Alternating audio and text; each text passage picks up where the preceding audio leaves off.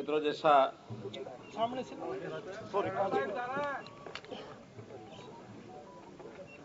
जैसा लगातार पिछले कुछ दिनों से ये चर्चा अपने सामने आ ही रही थी, आप सब लोगों ने मीडिया के माध्यम से 7 तारीख को एग्जिट पोल भी दिखाए थे और 10 तारीख को अब जो आज चुनाव परिणाम आया है, इस चुनाव परिणाम में देश भर में भारतीय जनता पार्टी के प्रति जो समर्थन है वो हम सबको ध्यान में आया है। 5 चुनाव हुए थे 5 राज्यों में, उत्तर प्रदेश, उत्तराखंड, गोवा, मणिपुर और पंजाब, जिसमें से 4 राज्यों में एकदम जिसको कहना चाहिए कंफर्टेबली, बड़े सुविधाजनक तरीके से बहुमत के साथ भारतीय जनता पार्टी की सरकार बन रही है। केवल एक पंजाब ऐसा प्रांत है जिसमें आम आदमी की पार्टी की सरकार बन रही है। पहले से ही जैसे हमको पता है कि हरियाणा, पंजाब में कभी भी भारतीय जनता पार्टी की सरकार पहले भी नहीं रही और चुनाव लड़ने के नाते भी अब से पहले मात्र 23 विधानसभा सीटों पर ही हम लोग चुनाव लड़ते थे। इस बार पहली बार कितने 75 सीटों पर भारतीय जनता पार्टी अपने चुनाव चिन्ह पर कमल के निशान पर चुनाव लड़ी है। क्योंकि पहली बार जब भी कोई इस प्रकार का बड़ा चुनाव कोई एक स्टेट में कोई पार्टी लड़ती है तो ऐसा कभी भी हम सोचते नहीं कि पहली बार में ही हमारी जो सरकार बनेगी। हरियाणा में भी हमने देखा कि जब हमने अकेले चुनाव लड़ना शुरू किया था सन 2000 में, 2000 में भी अकेले 91 तो पीछे हो गया, यानी लगातार। तो फिर 2000 के बाद, क्योंकि 1996 में हमारी मिलीजुली सरकार आई थी, 2000 के बाद लगातार हमने फिर अकेले चुनाव लड़ना शुरू किया, जिसका परिणाम 2014 में मिला हमको। तो स्वाभाविक है पंजाब में अभी और हमें संघर्ष करना पड़ेगा और हम आगे बढ़ेंगे। हरियाणा में हम सफलतापूर्वक अपनी सरकार जो चला रहे हैं, आगे आगे इसका असर पंजाब में भी हमको देखने में जरूर मिल जाएगा। लेकिन तब तक पंजाब के हमारे कार्यकर्ता भी और जो सपोर्ट हमसे हो पाएगी हम भी करेंगे, ताकि पंजाब में हम अपनी गति आगे बढ़ा पाए। लेकिन 4 प्रदेशों में भारतीय जनता पार्टी की सरकारें बनी हैं, पुनः बनी हैं, इसलिए मैं सब देश भर के भारतीय जनता पार्टी के कार्यकर्ताओं को बधाई देता हूं और चारों प्रदेशों की जनता को भी बहुत बहुत एक प्रकार से उनका आभार प्रकट करता हूं और उनको श्रेय जाता है इस बात का कि उन्होंने भारतीय जनता पार्टी की नीतियों पर, विशेष तौर पर हमारे केंद्रीय नेतृत्व, देश के प्रधानमंत्री आदरणीय श्री नरेंद्र मोदी जी, हमारे गृह मंत्री श्री अमित शाह जी, हमारे राष्ट्रीय अध्यक्ष श्री जगत प्रकाश नड्डा जी और पूरी टीम, जिन्होंने बहुत मेहनत करके और प्रचार अभियान को सभी प्रदेशों में चलाया है, उनको भी एक प्रकार से सम्मान करते हुए और मैं इस बात का जरूर जनता को धन्यवाद करता हूं कि हमारी नीतियों पर, विचारधारा पर उन्होंने और विश्वास किया है और हमको एक बहुमत दिलाया है। सर, प्रचंड जीत की क्या मोटी वजह मान के चल रहे हैं कि इतनी बड़ी जीत हुई है 4 राज्यों में? और देखिए, पहली बात तो यह है कि अगर हम देश के अंदर पार्टियों के साथ मुकाबला करें तो भारतीय जनता पार्टी और कांग्रेस आज भी 2 ही राष्ट्रीय दल ऐसे हैं जो अधिकांश प्रांतों में और अपनी उपस्थिति चाहे राज्य के माध्यम से चाहे विपक्षी पार्टियों के माध्यम से निभा रहे हैं। लेकिन कांग्रेस का जो विचार है वो मैं समझता हूं धीरे धीरे देश की जनता उसको छोड़ती जा रही है, क्योंकि कांग्रेस की जो काम करने की पद्धति रही है, वो लोग नेताओं के ताकत को जोड़ करके, ये इसकी ताकत है, इसकी ताकत है, कॉम्बिनेशन ऑफ लीडर्स, ऐसी वो अपनी ताकत बना करके शासन में चलते रहे हैं। लेकिन भारतीय जनता पार्टी सीधे सीधे अपनी विचारधारा के माध्यम से, अपनी उपलब्धियों के माध्यम से जनता के हित में काम करती है। विशेष तौर पर वो जनता जिसको मैं समझता हूं सरकारी सहायता की आवश्यकता होती है। सरकार, भारतीय जनता पार्टी ऐसा मानती है कि लोकहित की सरकार होना अति आवश्यक है लोकहित में भी जो जो समाज का वो वर्ग जो वंचित है, जो पीड़ित है, जो गरीब है, खास करके अनुसूचित जाति, खास करके पिछड़ा वर्ग, खास करके वर्गों में अगर आगे विचार करें तो फिर युवा को रोजगार चाहिए, शिक्षा समाज को चाहिए। तो ऐसे सारे विषय, महिलाओं की भी बहुत सी तरह की कठिनाइयां तकलीफें होती है, उनको दूर करने के लिए अब महिलाओं के लिए बहुत सी स्कीमें भारतीय जनता पार्टी ने शुरू की। उज्ज्वला स्कीम है और फिर उसमें घर घर पानी देने की स्कीम है। कहीं जनधन अकाउंट खोलने के बाद महिलाओं के खातों में सीधा पैसा देने की बात कही है हमने। महिलाओं का हमने हरियाणा में तो जैसे उद्यमता को भी बढ़ावा देने के लिए अपनी घोषणा अभी बजट में की है। बेटी बचाओ बेटी पढ़ाओ का भी एक बड़ा अभियान सारे देश में आवश्यकता ज्यादा होती है। ऐसे वर्गों का काम करने से एक मैसेज आता है कि जनता की भलाई के अगर कोई विचारधारा, कोई पार्टी का काम करने का तरीका तो भारतीय जनता पार्टी का है।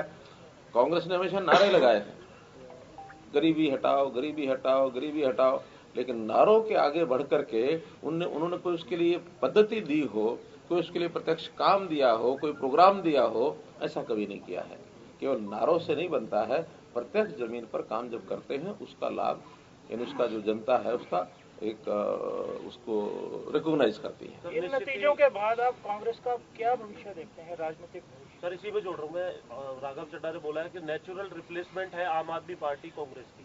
तो क्या लगता है कि आने वाले समय में जिस तरीके से अब दूसरे स्टेट में भी आई है, आगे किसी जो बढ़ते कदम है आम आदमी पार्टी को? देखिए, कोई पार्टी एक या दो प्रदेशों में आती है तो उसको कोई ऐसा नहीं कह सकते कि विकल्प बन करके कोई देशव्यापी काम कर लिया है। ऐसे तो पहले भी होती रही है।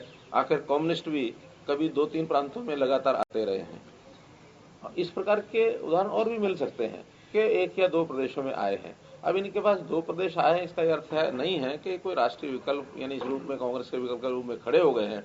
उपस्थिति इस नाते से राज्य में है नहीं है, तो भी कांग्रेस की उपस्थिति आम आदमी पार्टी से ज्यादा अभी भी है। अब उनका आपसी संघर्ष है, आपसी विचारधारा की लड़ाई में, लेकिन आम आदमी पार्टी की जो विचारधारा है उसको भी मैं बिल्कुल कतई ठीक नहीं मानता हूं। तो देश हित में ये कभी भी नहीं है कि हम जनता को फ्री बीज दे करके, मुफ्त बांट करके और उनको जनता को नाकारा बना दें, उनको उद्यम करने की प्रेरणा ना दें, उनको हाथ पर हाथ रख करके वो बैठे, उनको खाली खिलाया जाए। ऐसा ये पद्धति ठीक नहीं है। बल्कि इस प्रकार के वर्ग को अपने पैरों पर खड़ा करने के लिए अगर आप कुछ करते हैं तो एक स्थायी व्यवस्था बनती है, लंबे समय तक समाज को सुखी बनाने के लिए एक कारगर पद्धति है। तो इसलिए जनता इस बात को निश्चित रूप से समझेगी। आखिर केवल पंजाब में ही वो आ पाए, बाकी प्रदेश में, बाकी 4 प्रदेशों में कहाँ गई? हरियाणा में भी उन्होंने पहले प्रयत्न करके देख लिया, हरियाणा में कहाँ आए। तो इसलिए जनता समझती है कि इस प्रकार से फ्री और दिल्ली में तो चूंकि साधन संपन्न प्रदेश है, फिर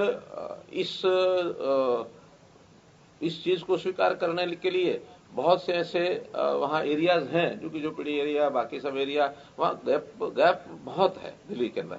या तो बहुत निम्न लेवल के लोग दिल्ली में झुग्गी झोपड़ी है वो बहुत ज्यादा रहते हैं, या फिर हाई लेवल के बहुत लोग रहते हैं। हाई लेवल के लोगों का जो इनकम यानी उनके कारण से जो कंट्रीब्यूशन उनका है और जो इनकम दिल्ली में होती है, टैक्सेशन ये वो सब, जबकि खर्च दिल्ली सरकार का बहुत कम है, तो वो सारा पैसा उनको फ्री बांट में काम आ गया। अब पंजाब में उनकी एक प्रकार से परीक्षा होगी, क्योंकि पंजाब की आर्थिक स्थिति कहीं भी परमिशन नहीं देगी कि आप कोई भी एक पैसा और मुफ्त में बांट देंगे किसी को। पहले ही पंजाब संकट में है। हम हरियाणा में अपने जीएसडीपी डेट रेशो को 25% से नीचे रखे हुए हैं, वहां आज भी 40% पहुंचे हुए हैं।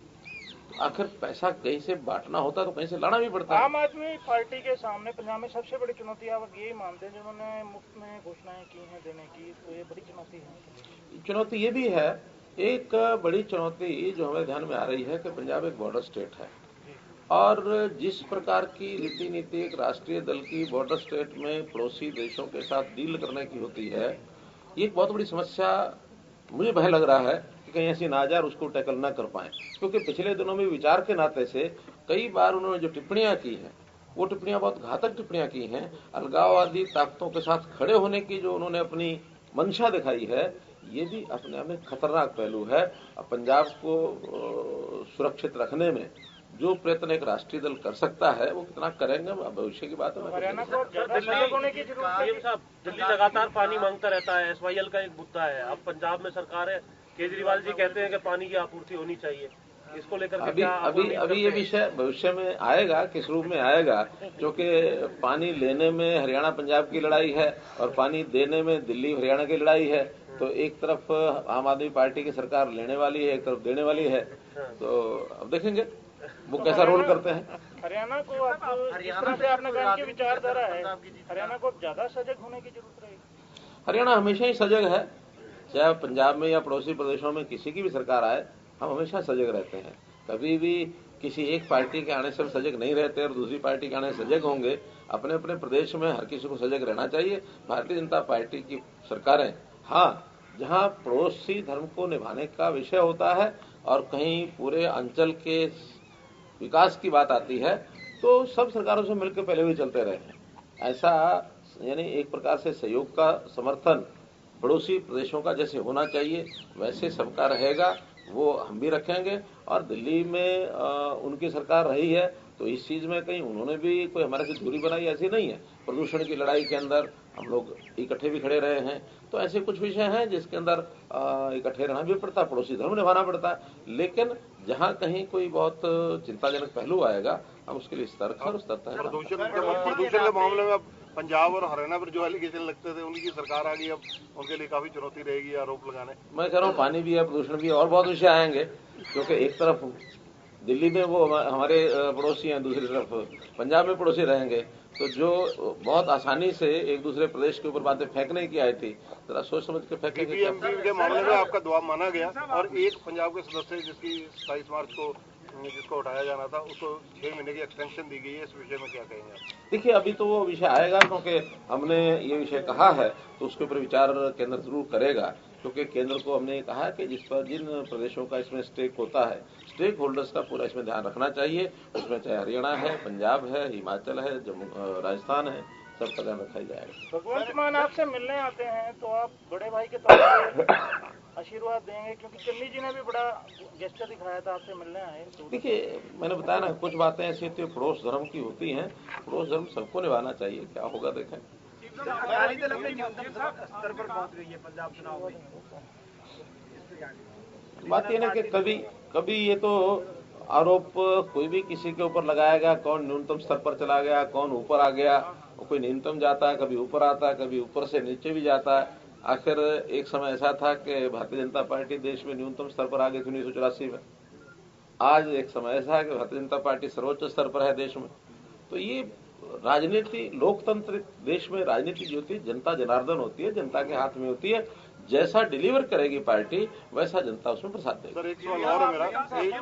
अब से पहले ये देखा जाता था कि जो सीएम है मौजूदा और पूर्व सीएम है वो अच्छी स्थिति में रहते थे चुनाव के दौरान, लेकिन पंजाब में और उत्तराखंड में जिस तरीके के नतीजे रहे हैं, सीएम भी चुनाव हार गए, पूर्व सीएम भी चुनाव हार गए, किस तरीके से देखते हैं? देखिए ये तो क्योंकि चाहे सीएम हो चाहे सीएम नहीं हो, हर एक कैंडिडेट 1 या 2 सीटों पर लड़ते हैं। हाँ, 2 सीटों पर लड़ने वाला भी दोनों सीटों पर पीछे रह जाए ये थोड़ा ज्यादा चिंता की बात होती है। लेकिन एक ही सीट पर अगर कोई सीएम लड़ता है तो उसके लिए वो प्रदेश में पूरे में चुनाव नहीं लड़ रहा, किसी एक विधानसभा सीट में लड़ रहा है। तो एक विधानसभा सीट में कभी कभी ऐसा होता है, वोटर का मूड होता है, कोई दूसरा कैंडिडेट उनके मुकाबले में कौन आता है, जातिगत समीकरण कैसे बनते हैं। किसी एक सीट के चुनाव को प्रदेश के चुनाव से नहीं जोड़ना चाहिए। अब उत्तराखंड में मान लो धामी जी हार गए, लेकिन सरकार तो फिर भी बीजेपी की बन रही है ना, मेजोरिटी बीजेपी की आई है। तो इसका मतलब भारतीय जनता पार्टी वहां पिछड़ी, ऐसा नहीं है। धामी जी अगर एक चुनाव से हारे हैं, और बहुत ऐसे कई बार बड़े बड़े दिग्गज वो हार जाते हैं, दिग्गज की बात की मेरी सहयोगी ने बोला पंजाब में भी बड़े बड़े दिग्गज हैं, उनको हार का सामना करना पड़ा। अकाली दल के बड़े नेता प्रकाश सिंह बादल जी और सुखबीर बादल कैबिनेट पूरा। अब ये ठीक है कि कई बार एंटी इनकम्बेंसी इतनी ज्यादा हो जाती है, और उसमें से एक दूसरा अर्थ भी है। कभी कभी एंटी इनकम्बेंसी काम करती है, कभी कभी प्रो इनकम्बेंसी काम करती है। जहां सरकार रिपीट होती है वहां प्रो इनकम्बेंसी काम करती है। लेकिन जहां सरकार के सारे दल, यानी सरकार बनाने वाले मुख्य सारे दल हार जाएं, तो इसका मतलब कहना कि उनके प्रति लोगों का जिसको कहना चाहिए कि मोह भंग हुआ, यानी बड़े नेताओं के प्रति, बाकी पार्टियों के प्रति। और एक ही विषय चल पड़ता है कि नहीं एक बार नए को आजमा के देखते हैं। अब नए को आजमा के देखने के बाद आगे क्या होगा वो तो कभी कभी तो 2-4-6 महीने में पता लग जाता है। सर, भगवंत मान को लेकर एक राजनीतिक चर्चा चल रही है कि जो आने वाले दिनों में, जैसा आपने अभी कहा कि नए को लाकर देखते हैं, कि क्या ये स्टेबल रहेंगे या इनकी जगह और चेहरा? अब इस पे बात करना बहुत पहले कमेंट करना ये भी ठीक नहीं है। और इसमें चूंकि इंटरनल मामला है आम आदमी पार्टी का, वो क्या करेंगे उनका काम है। उनको मेजोरिटी, अच्छी मेजोरिटी मिली है। पंजाब का हरियाणा पर क्या राजनीतिक असर देखते हैं? पंजाब के चुनाव का हरियाणा पर राजनीतिक असर क्या देखते हैं? जो चर्चाएं चल रही है कि हरियाणा कुछ एक नेता सर बात भी जो रहे थे कि कोई पार्टी मिल जाए, विकल्प मिल जाए नया, तो असर क्या देखते हैं? देखिए, अभी तो हमारे आधे समय से भी कम समय हुआ है, हमारे पास समय भी पर्याप्त है। और हम, जैसे मैंने बताया कि जो इनकी चालें हैं उनको बखूबी समझते हैं और हमारे पास इनसे बड़ी काट इनके लिए है। और अगर कोई नमूना आपने देखा हो तो कल के परसों के बजट में भी हमने उसको जो प्रदर्शित किया है, अगर उससे आप समझ जाएंगे कि किस प्रकार से सामान्य गरीब समाज को खड़ा रखना है, उसको सहायता करनी है। समाज की सहायता का विषय है, समाज के वेलफेयर का विषय है, तो उसका वेलफेयर कैसे किया जा सकता है जिसका प्रभावी ढंग होगा वो आगे आएगा। सर, आप हरियाणा में आपने कहा सर कि कुछ राज्यों में, आपने कहा कि पहले कुछ राज्यों में कम्युनिस्ट जो है पार्टियां रही है लेकिन वो आगे नहीं बढ़ पाई। आम आदमी पार्टी की आइडियोलॉजी या इनके जो पार्टी के प्रमुख हैं उनकी आइडियोलॉजी कम्युनिस्ट आइडियोलॉजी आप समझते हैं क्या? और इसका नया फ्लेवर हो, मतलब आइडियोलॉजी उसी टाइप की है लेकिन फ्लेवर आप कवर अप दूसरा? मैं इनकी विचारधारा को तो ज्यादा मैं इस पर टिप्पणी नहीं करूंगा। अभी कोई विचारधारा है भी नहीं। एक ही विचारधारा अभी पनप के आई है कि मुफ्त बांटो। अभी ये कोई विचारधारा नहीं है। लेकिन जहां तक पंजाब में, क्योंकि कम्युनिस्ट पार्टी कमोबेश में पंजाब में भी उनकी पॉकेट्स हैं, उन पॉकेट्स में इनको समर्थन मिला है। जैसे किसान आंदोलन में भी उनकी बैक पर कम्युनिस्ट लॉबीज का कहीं कहीं ज्यादातर जगह पर उनको समर्थन था। उस सारी लॉबी ने इनको समर्थन दिया है, ऐसी हमारे पास जानकारियां हैं। अब इसमें इनकी विचारधारा क्या पनपेगी ये तो धीरे धीरे पता लगेगा। ध्यान में बांटने की प्रवृत्ति बढ़ती जा रही है, कितनी घातक है सर? जब पंजाब में किसानों की पार्टियां यानी जो आंदोलन कर रहे थे बॉर्डर पर, वो लोग मैदान में थे लेकिन कहीं पर भी 1000 से ज्यादा वोट कहीं से नहीं मिले। तो आप क्या मानते हैं कि पूरी तरह से लोगों ने नकार दिया ऐसे किसी नेतृत्व? लखीमपुर में सर पूरा स्वीप किया है, लखीमपुर खीरी के अंदर पूरा मामला आपने देखा था। देखिए, मैंने बताया ये आंदोलन से कभी भी, और ये जो आंदोलन था एक वर्ग विशेष का या उसमें भी एक ग्रुप विशेष का आंदोलन था, सारे किसान का आंदोलन नहीं था। एक बात, जन आंदोलन नहीं था। ये राजनीतिक उथल पुथल तब होते हैं जब जन आंदोलन कोई हो। ये तो एक जोर जबरदस्ती का आंदोलन था कि हम रास्ते रोक देंगे, हम टोल बैरियर रोक देंगे, हम ये कर देंगे, वो कर देंगे। तो ये जोर जबरदस्ती के आंदोलन का जनता पर असर नहीं बल्कि उसका उल्टा असर जाता है। अब पश्चिमी उत्तर प्रदेश में जहां राकेश टिकैत को लेकर के सारे पूरे इस उत्तर भारत के अंदर पता नहीं क्या क्या बोले जाने लगा था, राकेश टिकैत की अपनी सीट पर भारतीय जनता पार्टी जीते हैं। जैसे आपने कहा लखीमपुर में पूरा भारतीय जनता पार्टी ने स्वीप किया है। पूरे पश्चिमी उत्तर प्रदेश जहां हम मानते थे कि हाँ वहां कोई प्रभाव जाएगा, कोई प्रभाव नहीं हुआ। राजनीतिक प्रभाव किसानों का ऐसा नहीं है। हाँ, किसानों का एक ग्रुप था, उनको उस समस्या के बारे में अब गलत फीडिंग हो गई, एक लाइन से ट्रैक से उतर गए। और अल्टीमेटली मैं धन्यवाद दूंगा प्रधानमंत्री जी को कि उस समस्या को कहीं आगे न बढ़े। तो ऐसा एक ग्रुप है, इसकी जिद के कारण से एक अच्छे स्टेप को भी वापस लेना पड़ा। और ये इस प्रकार की राजनीति में सक्सेसफुली रिट्रीट होना, ये सक्सेसफुल रिट्रीट कहूंगा मैं, तो सक्सेसफुल रिट्रीट भी एक पग होता है। कभी कभी ये ऐसे मौकों पर लेना पड़ता है। कांग्रेस के लिए कोई सलाह दे दीजिए। आज मैंने हुड्डा साहब को शुभकामनाएं दी।